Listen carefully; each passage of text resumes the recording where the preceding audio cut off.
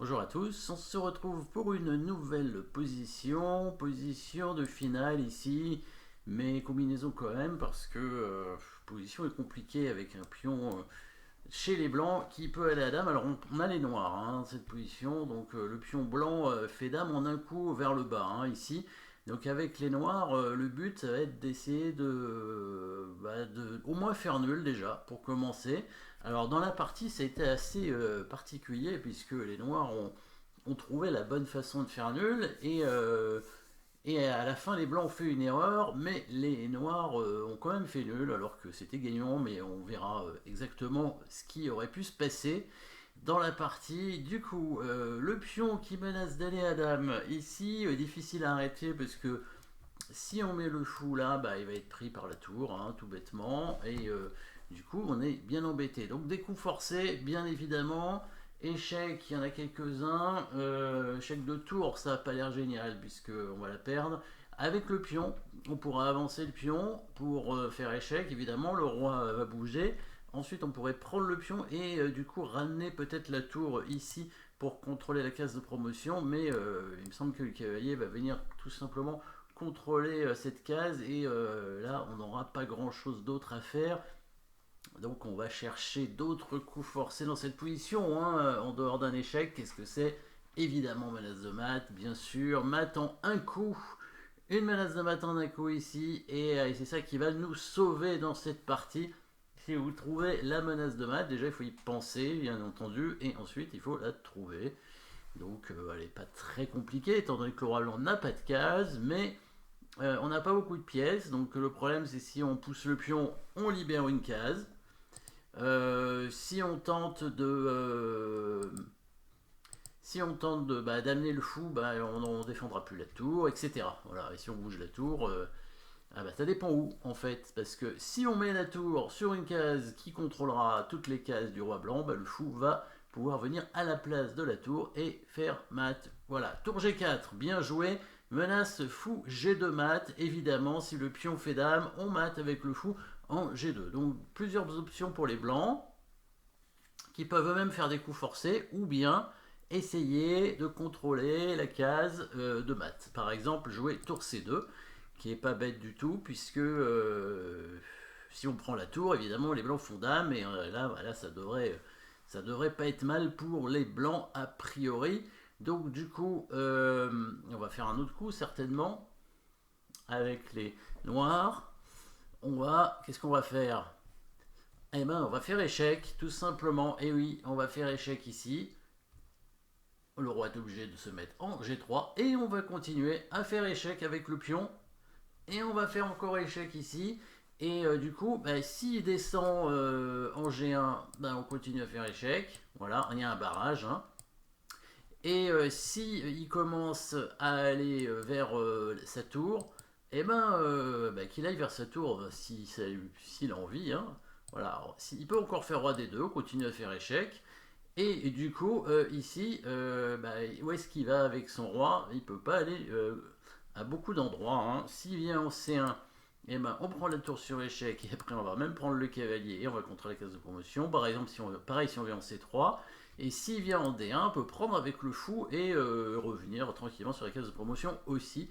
Donc là, les blancs sont obligés de toute façon de revenir en E1, et puis ça va faire nul par répétition de position. Donc les blancs ont tenté l'autre coup, qui est de faire échec, évidemment, avec la tour.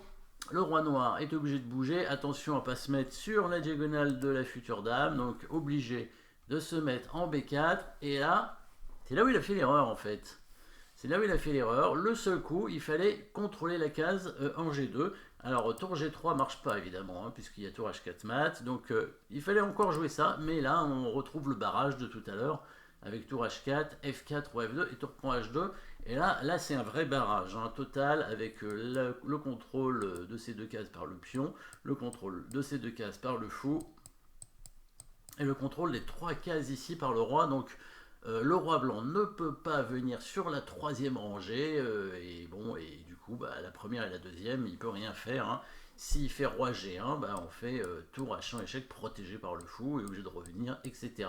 Ce sera une répétition de position et c'est ce qui aurait dû se passer dans la partie logiquement, sauf que les blancs ont tenté un dernier piège avec tour A4 échec, sauf que c'était eux qui auraient pu tomber dans le piège. L'idée c'est que s'il prend, on fait dame sur échec, donc que font les noirs? Le problème c'est si on bouge le roi, eh ben, il va prendre le fou et on n'aura plus de possibilité de le mater. Donc qu'est-ce qu'il faut faire ici? Eh oui, vous pouvez réfléchir évidemment, hein, mettre la pause pour trouver le bon coup. Et le bon coup, c'est bien de prendre la tour, oui. Et les blancs font dame sur échec, mais c'est pas grave. Alors là, il s'est passé, c'était un peu dramatique, on va dire, ce qui s'est passé, parce que les blancs, les noirs ont joué roi B3 et les deux adversaires ont fait nul. Hein. Il a proposé nul en jouant ça. Pourquoi nul? Parce que bah, les blancs peuvent faire échec perpétuel, mais c'est à peu près tout ce qu'ils peuvent faire, certainement. Dès que la dame revient sur la deuxième rangée pour contrôler l'échec, on a toujours l'idée tour H4, F4, tour tron H2, on récupère la dame, et les noirs ont même l'avantage, hein, puisqu'ils auront un pion d'avance. Donc les blancs ont plutôt intérêt à faire échec perpétuel, sauf que le roi noir pouvait s'échapper des échecs de la dame blanche, donc vous pouvez réfléchir sur la bonne case pour le roi. Alors la case B3 était pas bonne, hein. Donc là c'était vraiment nul quand il fait roi B3 par contre, parce qu'il y avait dame B5 avec des échecs de la dame blanche. Par contre le roi, en se mettant sur une autre case, alors logiquement c'est une case noire évidemment, de toute façon il n'y a plus d'autres cases blanches que la case B3, hein. La case B3 c'est la seule case blanche, donc finalement je ne vous ai pas donné beaucoup d'indices en disant que c'est une case noire. Une case plus éloignée de la dame, voilà, on va se mettre en A3 pour s'éloigner le plus possible. La dame va faire échec en se rapprochant logiquement, parce que si elle vient en F8, eh ben, elle aura plus beaucoup d'échecs après, hein. Donc là, le roi noir va se mettre... alors on va pas rester sur case noire, encore une fois, on va se mettre sur case blanche. On peut aller en B3 ou en A2. Moi, je serais allé en A2 peut-être pour m'éloigner de la dame. Voilà, et si la dame tente de se rapprocher, maintenant le roi peut aller en B2. On remarquera que le fou, hein, contrôle la case d'échec ici. La dame ne peut plus faire échec et il y a évidemment toujours cette menace de mat imparable ici maintenant. Donc la dame blanche va se rapprocher et va venir en E7. Elle fait échec sur case noire. Logiquement, on va se mettre sur case blanche. On a vu, hein, que cette case était contrôlée, donc on va venir sur une case de cette colonne pour éviter que la dame se rapproche sur la colonne A. Voilà, roi B3. La dame ne peut pas venir en B7. Si elle vient en F7, il y a roi B2 évidemment, comme tout à l'heure. Et sur dame E6, c'est un peu mieux. Donc toujours, hein, échec sur case blanche, le roi va aller sur case noire.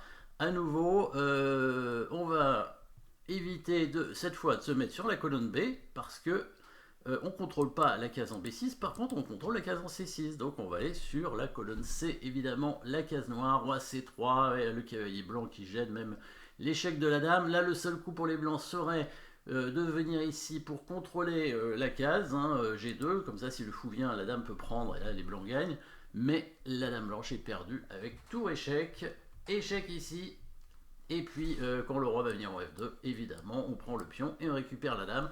Donc les noirs auraient pu gagner, pourtant ça a été nul, hein, dans la partie. Bon, ben, nous on aurait gagné, parce que nous on aurait vu, hein, bien évidemment. Mais peut-être que le joueur avec les blancs aurait pu éviter de jouer pour gagner, hein, et se dire, bon bah voilà, hein, il faut faire nul maintenant. Voilà, c'était le dernier moment ici, il fallait jouer tour à 2 pour contrôler la case du mat et éviter de perdre cette partie.